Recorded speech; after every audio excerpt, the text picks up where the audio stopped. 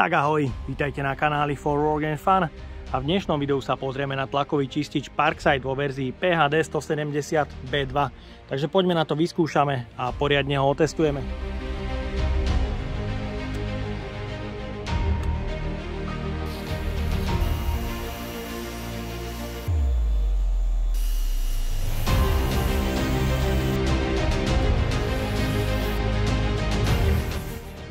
Máme tu krásne jarné počasie a s tým spojené jarné upratovanie.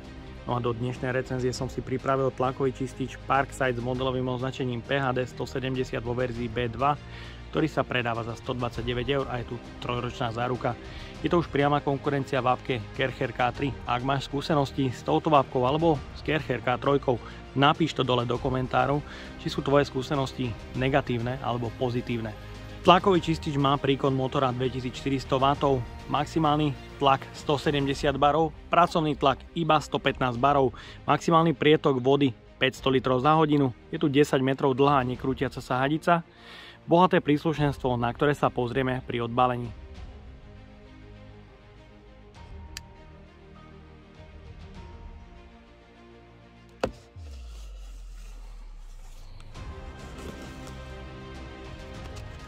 V balení nájdeme užívateľský manuál a máme tu sadu príslušenstva, ktoré nájdeme predfilter, čo je určite fajn.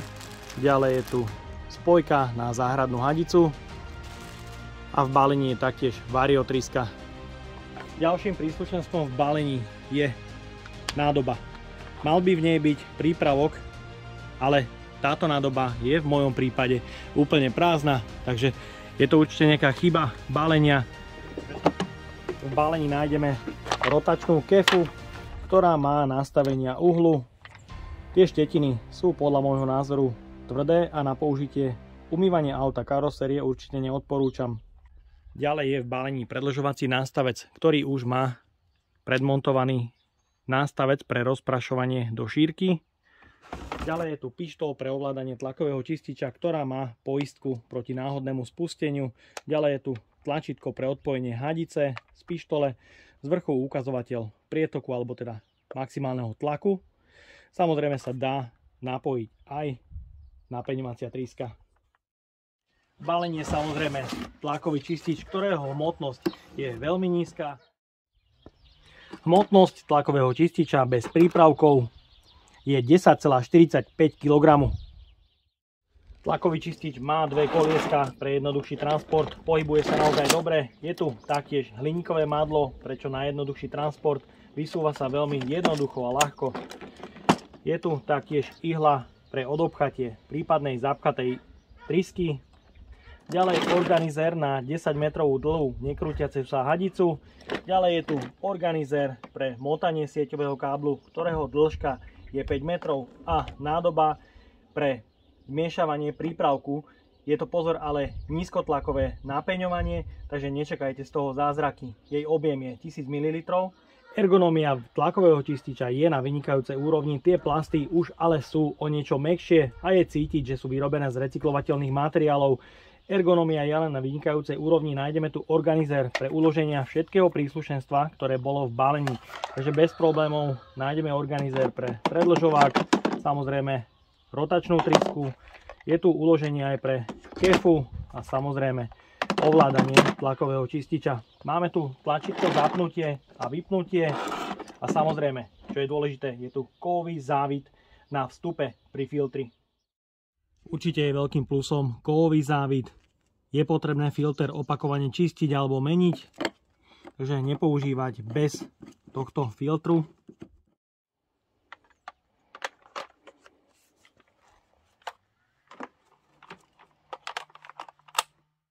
Takže tlakový čistič má organizér pre 10 metrovú hadicu, čo je fajn. Výrobca udáva, že hadica sa nekrúti, ono to samozrejme pravdou je, pretože tá hadica sa krúti menej ako tie predtým, je mäkšia a vyskúšame, ako sa dokáže natiahnuť a či vápka dokáže stabilne stáť na mieste. Pretože hadica je dlhá 10 metrov, čo je samozrejme dosť, ale je vidieť, že je potrebné tú hadicu jednoducho odvinúť nejakým iným spôsobom, pretože vápka má nízku hmotnosť a prevráti sa, čo je určite mínus. Takže takto z miesta to natiahnete zhruba na 5 metrov. Toľko má aj sieťový kábel a ďalších 5 metrov je neodvinutých. Takže tá hmotnosť je určite príčinou, prečo neodmotáte bez problémov celý bubón s hadicou, čo je škoda. Pretože vápka Performance tá má dostatočnú hmotnosť na to, aby ste odvinuli aj... No, nepôjde to. Veľmi ťažko. Proste vápka sa vám prevráti a to je dosť veľké riziko poškodenia stroja. Takže 10 metrov v prípade PHD 170 je určite super, ale je pracné ju navinúť a taktiež je pracné ju vlastne odvinúť a celú roztiahnuť, pretože vápka sa už po 5 metroch odvinutia hadice jednoducho prevráti a spadne. Na ovládaní je mechanický ukazovateľ tlaku alebo teda prietoku. Ten sa nastavuje na koncovom nástroji, dá sa znížiť obyčajným potočením a samozrejme zvýšiť.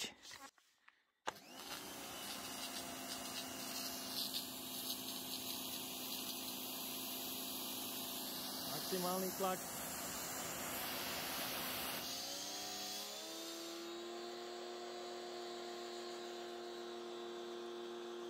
Minimálny tlak. Mohli ste vidieť, po otočení koncového nástroja sa ten tlak rapidne znížil, takže nie je to nič plynulé. Je to len také škrtenie, takže nič moc.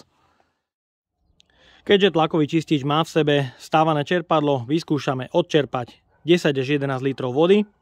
Taktiež si odmeráme hlučnosť a odber zo siete.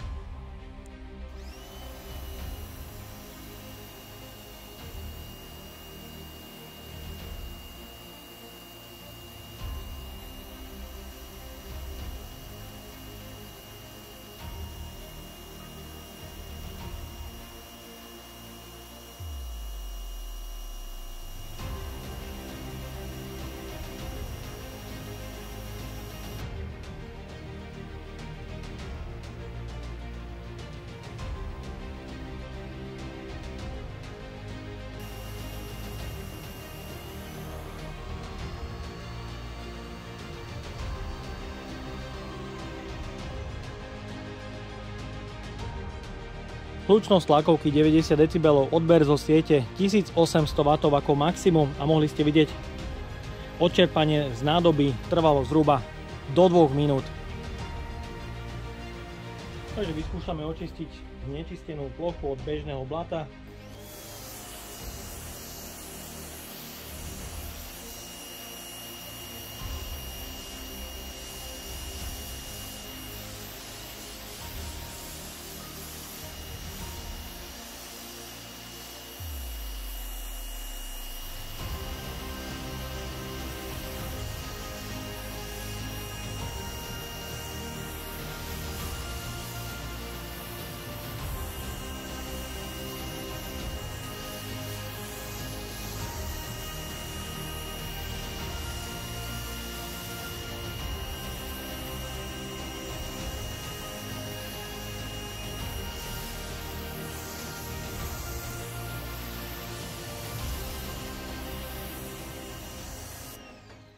Pre čistenie chodníkov ale určite odporúčam pozrieť sa po nejakej kefe. Túto som mal k tlakovke PHD 180 zo série Performance. Je kompatibilná aj s touto verziou zo 170.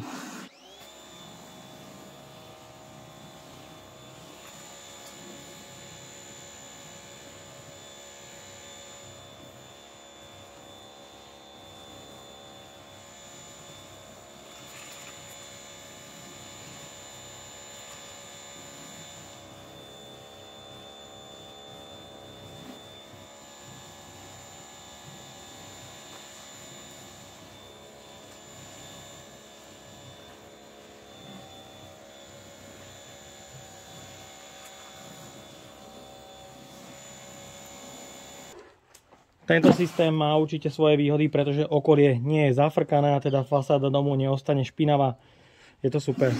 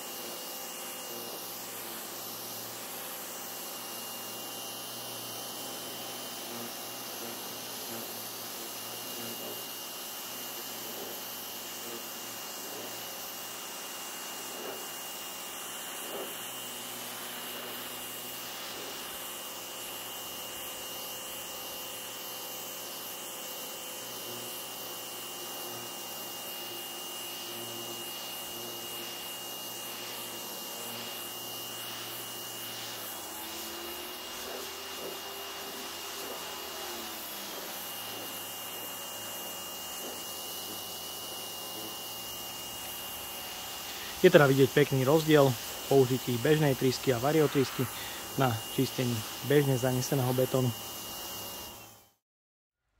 Takže odskúšame si funkčnosť variotrysky.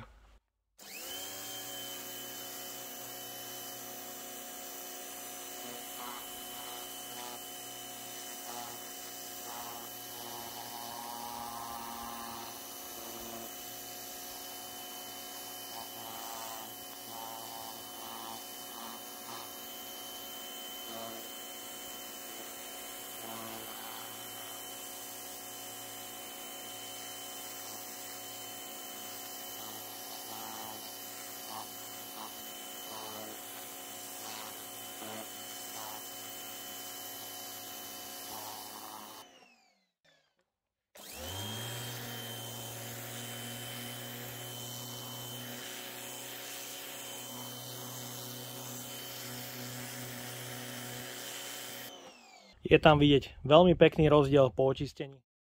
Vzadu nájdeme nádobu s objemom 1000 ml, ktorá slúži na nízkotlakové dávkovanie prípravku. Ja používam prípravok značky Kercher RM615. Je to bežná aktívna pena. Takže vždycky trošku nalejem do nádoby, ale ja to nepoužívam. Tento systém nepoužívam, používam externú trysku, pretože toto nízko tlakové napenenie je veľmi slabé.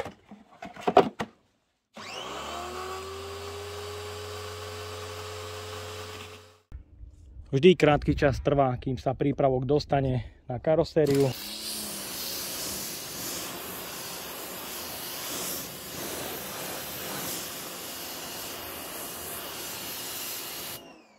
Vždy je potrebné prepnúť na nízky tlak, vtedy sa začne dávkovať aj prípravok.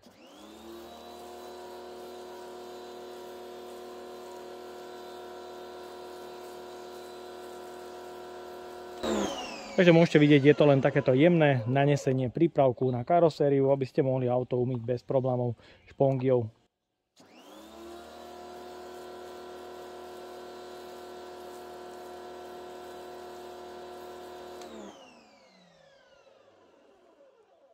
Takže zázraky napeňovania cez nádobu tlakového čističa nečakajte, pretože je to nízkotlakové dávkovanie.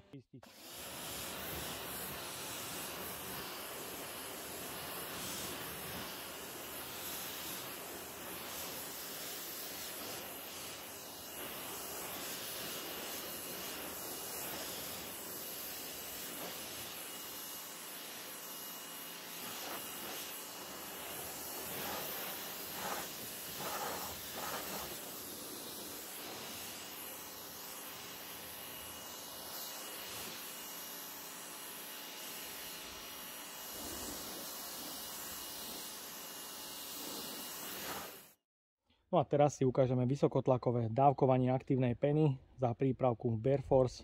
Je to prípravok z Číny, stojí to zhruba 12-13 eur.